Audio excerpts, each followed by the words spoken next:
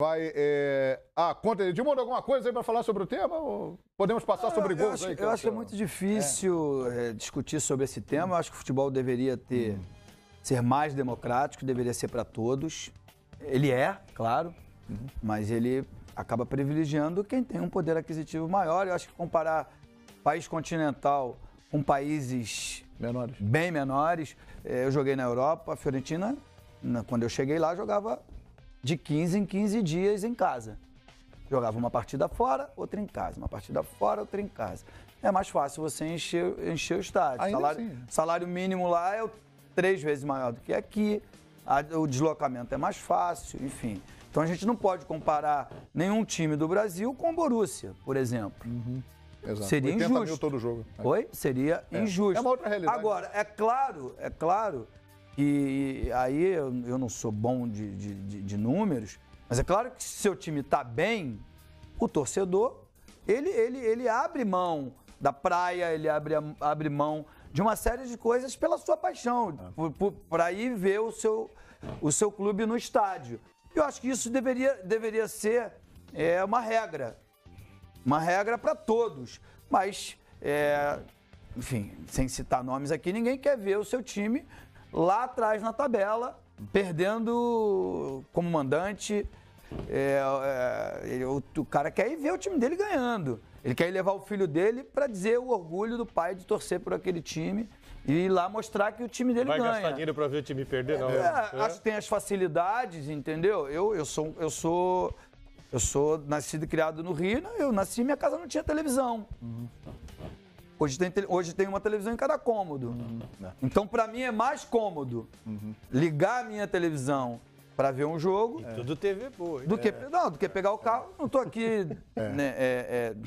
Naquela época era gol e querendo tirar onda ou não. Mas hoje, para mim, é muito mais cômodo ligar a televisão, sentar ali, tomar uma cerveja e ver o jogo. Mas o incrível de entendeu? É melhor para mim do que... E é tão caro quanto, porque eu tenho que comprar o pay-per-view, tenho que pagar o incrível.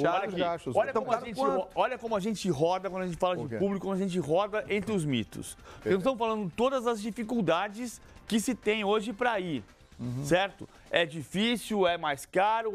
O fato novo há 31 anos não tinha tanta gente que ia ao estádio. Isso é bom. Então, pera um pouquinho. O preço aumentou. A televisão transmite mais, eu tenho mais dificuldade, a violência está na rua, o país está em crise, tudo isso todo ano vale. Há 31 anos não tinha 18 mil de média. Mas, o PVC, é que você está fazendo uma conta de média. E quem faz aumentar essa média são os clubes que estão com poder aquisitivo maior, que tem seus estádios. Mas todo ano é assim. Não é assim. Não é. O ano passado aconteceu 40 mil de média. Não, enfim, quer dizer, todo ano é assim... Mas esse ano tem um time a mais. Qual time a mais? O São Paulo. Que o ano passado lutava para não cair, esse ano ele luta para ser campeão. Ele teve a menor o média. Internacional ano passado estava na Série B. O ano passado, o São Paulo... O ano passado... Você está tirando a média do todo, mas na verdade a média é tirada... Não, eu tô pegando o caso particular. Bom, PVC, obrigado. Vou dar um exemplo para você. O ano passado o São Paulo teve... Fala só você, que é mais fácil. Não é porque você não deixa ninguém falar. Você ficou falando meia hora, eu fiquei quieto. A hora que eu vou falar, você quer falar. Não quero mais falar. Tá bom. Então não quero mais falar, porque sempre a última palavra é a sua. Então termina Vamos lá. Termina, por favor. Então, são 33 mil pessoas de média do público do São Paulo no ano passado. Quando foi bicampeão brasileiro em 2007, eram 27 mil. Tinha 6 mil pessoas a menos. No São Paulo, não é a média total que eu tô falando. Mas aí tem a ver com o que o Rodrigo estava dizendo hoje. Por que o São Paulo aumentou a média dele? Porque começou a R$10. Aí começou a ser líder, começou a ter público, aumentou, não sei nem se é verdade, ele disse que era R$140. Aumentou o preço o ingresso ontem. E ano passado o São Paulo teve também a luta contra o rebaixamento. Vai tirar a gente do estádio. Mas tirou, é isso que eu tô dizendo. PVC, olha só, o caso do São Paulo. Você tá fazendo de média. Não. Começou lá a R$10 e diminuiu, de quando era R$10, diminuiu para 140. Então vamos pegar sem ser a média.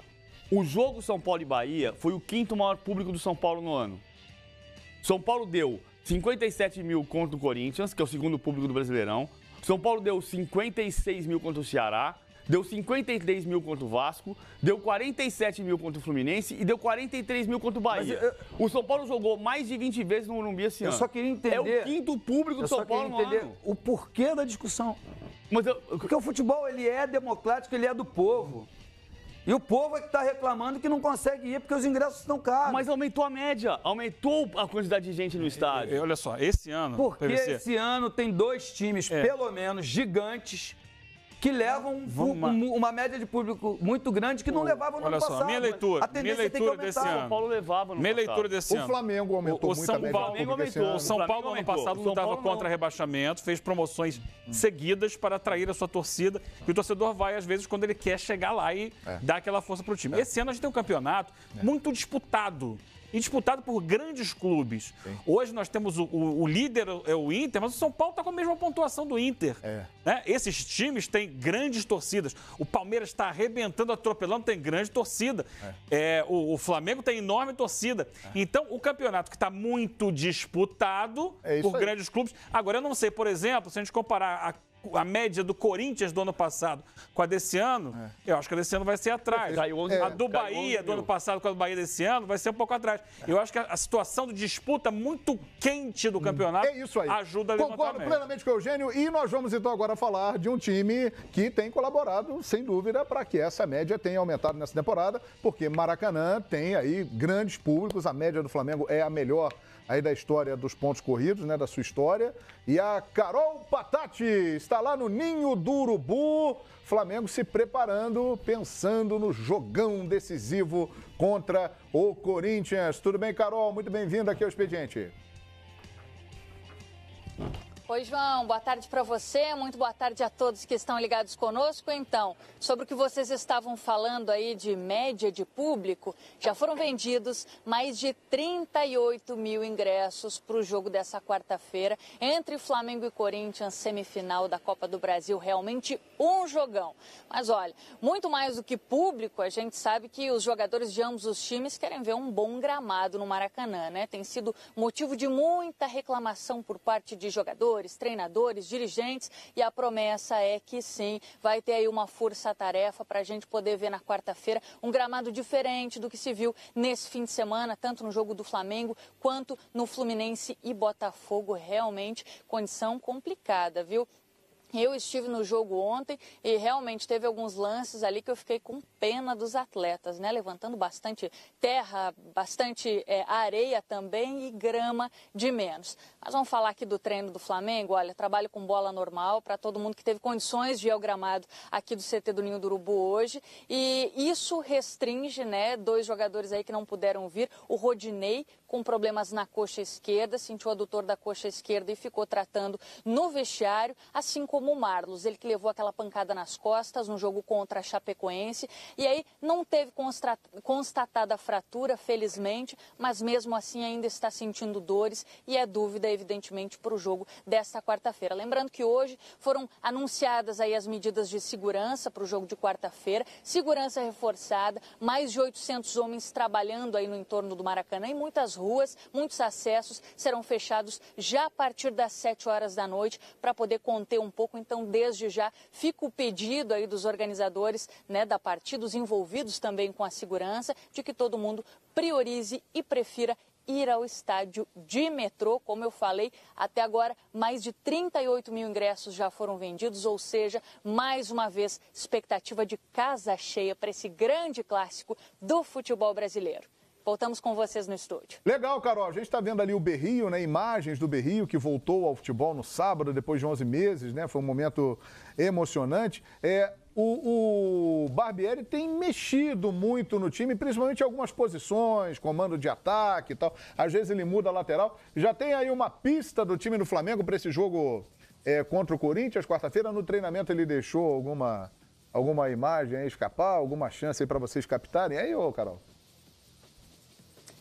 Barbieri cauteloso, João. Olha só, a atividade começou 3 horas da tarde, foi aberta para a imprensa só depois das 4h30. A gente imagina que possam ter aí algumas alterações, né? Já vimos no sábado a presença do William Arão, depois da partida foi muito elogiado, daqui a pouco pode ganhar aí mais uma chance nesse time do Flamengo, uma mudança aí um pouco nesse esquema. E a gente pode falar também sobre a força-tarefa, né? Resta saber se essa força-tarefa vai dar certo, para poder contar com o Cuéllar e também com o Paquetá.